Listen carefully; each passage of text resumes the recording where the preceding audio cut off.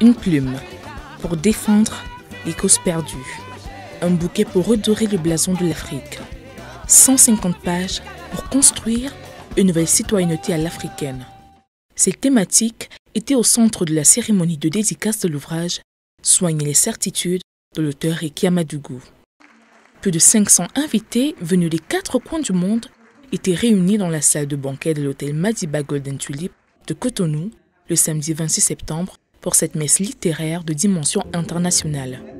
L'occasion faisant le larron, l'auteur de ce livre d'entretien a été célébré pour la portée de son action et ses nombreuses initiatives en faveur de l'émancipation de la jeunesse africaine.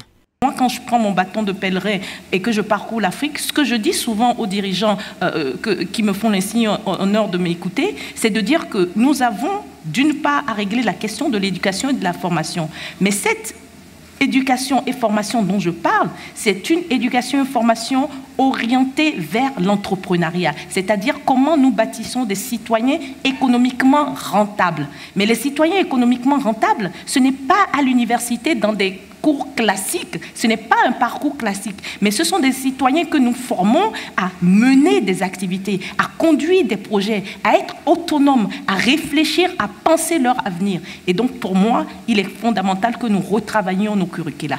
Le livre préfacé par l'actuel président de la République du Sénégal, Macky Sall, fait découvrir la citoyenneté, la spiritualité de l'effort et retrace surtout le parcours atypique de l'auteur.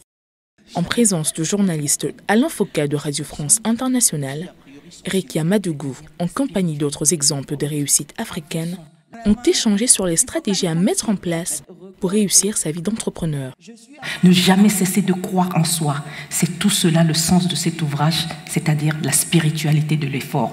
Quel que soit ce qu'on dira de vous, quel que soit ce dont on vous traitera, quelle que soit la façon dont la société vous regardera, toujours la tête droite, la tête haute. Avançons, la poitrine bombée. Oui, nous le pouvons. Oui, nous le devons. Oui, nous en sommes capables. C'est formidable. Au cours de cet échange, l'auteur a insisté sur l'urgence de mettre sur pied des projets de développement communautaire ayant pour objectif d'autonomiser la femme africaine. Sa contribution dans ce secteur a été saluée par le panel pour son assistance en microcrédit aux femmes lorsqu'elle était ministre dans le gouvernement de l'ex-président Boni Yayi. Soigner les certitudes est un état d'esprit, un slogan, mais davantage une vocation. L'ouvrage vise à resocialiser les citoyens africains afin qu'ils puissent mettre leurs compétences au service de l'Afrique. La cérémonie de dédicace a été également marquée par de nombreuses prestations culturelles, notamment des danses traditionnelles africaines et des messages d'espoir.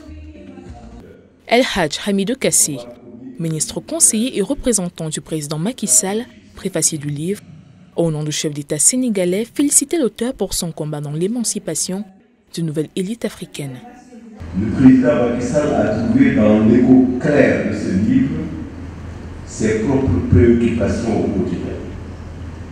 Je cite, mettre l'humain au cœur du développement, en faire son point de départ et sa finalité. Dans sa vision, son projet de société, son programme et les politiques publiques qu'il a définies, la notion de capital humain est en effet le principal point d'articulation. D'où les affinités électives avec le propos de Mme Rekia Madougou, admirablement résumé dans le titre global de l'ouvrage, je cite, « Soigner les certitudes, dialectique d'inclusion et du minimum humain en Afrique ». Vendu au prix de 13 000 francs CFA, près de 1000 exemplaires ont été arrachés par le grand public. Une adhésion qui témoigne de la qualité de la thématique développée par l'auteur. Fidèle à son principe de bien-être commun, les fonds issus de ces ventes seront reversés aux enfants démunis sur le continent. Au-delà de sa plume, l'auteur a su trouver dans son ouvrage les mots qui permettront de soigner nos maux. Rekia Madougou se positionne désormais comme la voix d'une Afrique fière.